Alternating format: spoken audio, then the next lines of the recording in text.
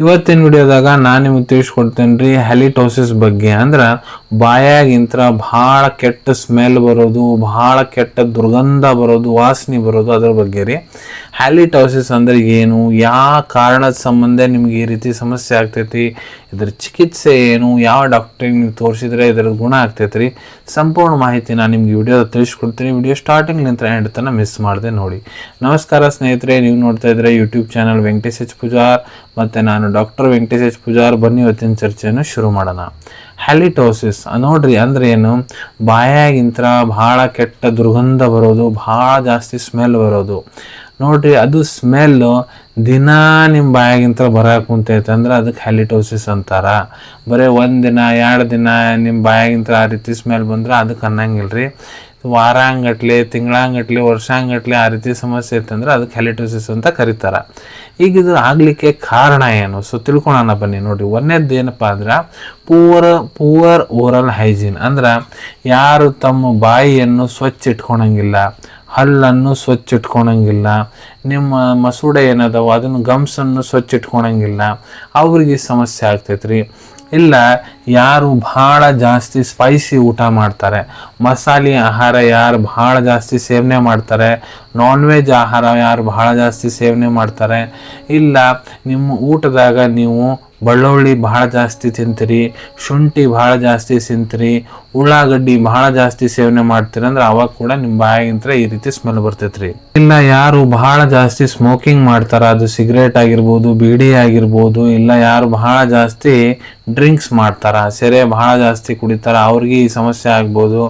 ಇಲ್ಲ ಯಾರು ನೀರು ಭಾಳ ಕಡಿಮೆ ಕುಡಿತಾರ್ರಿ. ಸೊ ನೀರು ಭಾಳ ಕಡಿಮೆ ಕುಡಿಯೋದ್ಲಿಂತ್ರ ಏನಾಗ್ತೈತಪ್ಪ ಅಂದ್ರೆ ನಿಮ್ಮ ಶರೀರ ಒಳಗೆ ನೀರಿನ ಅಂಶ ಕಡಿಮೆ ಆಗ್ತೈತೆ, ಆವಾಗ ಕೂಡ ಈ ರೀತಿ ಸಮಸ್ಯೆ ಆಗ್ತೈತಿ. ಮತ್ತಿಲ್ಲ ಯಾರು ಬಾಯಿ ಯಾವಾಗ ನೋಡಿದ್ರು ಒಣಗಿರ್ತೈತ್ರಿ, ಅವ್ರಿಗೆ ಕೂಡ ಈ ರೀತಿ ಸಮಸ್ಯೆ ಆಗ್ಬೋದು. ಮತ್ತೆ ಯಾರು BP ಪೇಷಂಟ್ ಇರ್ತಾರ, ಯಾರು ಶುಗರ್ ಪೇಷಂಟ್ ಅದಾರ ನೋಡ್ರಿ, ಅವ್ರಿಗೆ ಕೂಡ ಈ ರೀತಿ ಸಮಸ್ಯೆ ಆಗುತ್ತೆ. ಇಲ್ಲ ಯಾರಿಗೆ GERD ಸಮಸ್ಯೆ ಇದೆ, ಗ್ಯಾಸ್ಟ್ರೋ ಇಸೋಫೇಜಿಯಲ್ ರಿಫ್ಲೆಕ್ಸ್ ಡಿಸೀಸ್, ಅಂದ್ರೆ ಪೇಷಂಟ್ ಇದ್ರಾಗ ಏನಾಗ್ತೈತಪ್ಪ ಅಂದ್ರೆ ಅನ್ನನಾಳ ಪ್ರಾಬ್ಲಮ್ ಆಗಿರ್ತೈತಿ. ಅವ್ರು ಏನೇ ಊಟ ಮಾಡಿದ್ರು ಅವ್ರು ಹೊಟ್ಟೆ ಹೋದಂಗೆ ಅನ್ಸಂಗಿಲ್ಲ, ಅದು ಎದ್ಯಾಗ ಬಂದು ಕುಂತೈತಿ, ಇಲ್ಲ ಬಾಯಿ ಮೂಲಕ ಹೊಳೆ ಬಿಡ್ತೈತಿ, ಇಲ್ಲ ಅದು ಏನು ವಾಂತಿ ಮಾಡ್ಕೊಂಡೇ ಬಿಡ್ತೀನಿ ಆ ರೀತಿ ಸಮಸ್ಯೆ ಕಾಡ್ತಿರ್ತೈತಲ್ರಿ, ಅವ್ರಿಗೆ ಕೂಡ ಈ ರೀತಿ ಕೆಟ್ಟ ಅನಾಥ ಇರ್ತೈತಿ.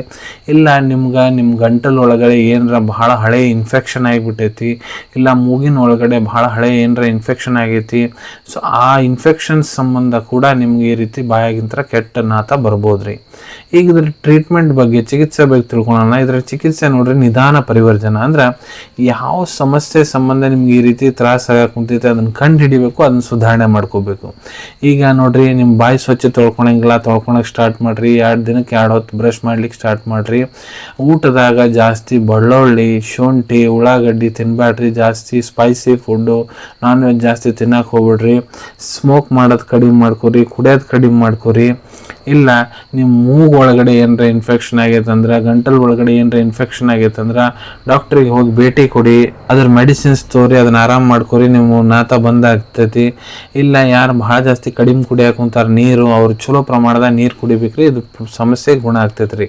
ಯಾವ ಡಾಕ್ಟ್ರಿಗೆ ನೀವು ಭೇಟಿ ಆಗಬೇಕು, ಸೊ ನೋಡ್ರಿ ನೀವು ಹಲ್ಲಿನ ಡಾಕ್ಟರ್ ಡೆಂಟಿಸ್ಟಿಗೆ ಭೇಟಿ ಆಗ್ಬೋದು, ನಿಮ್ಮ ಫ್ಯಾಮಿಲಿ ಡಾಕ್ಟ್ರಿಗೆ ಭೇಟಿ ಆಗ್ಬೋದು, ಇಲ್ಲ ENT ಡಾಕ್ಟರ್ ಅಂತ ಇರ್ತಾರೆ ಅವ್ರಿಗೆ ಭೇಟಿ ಆಗ್ಬೋದು.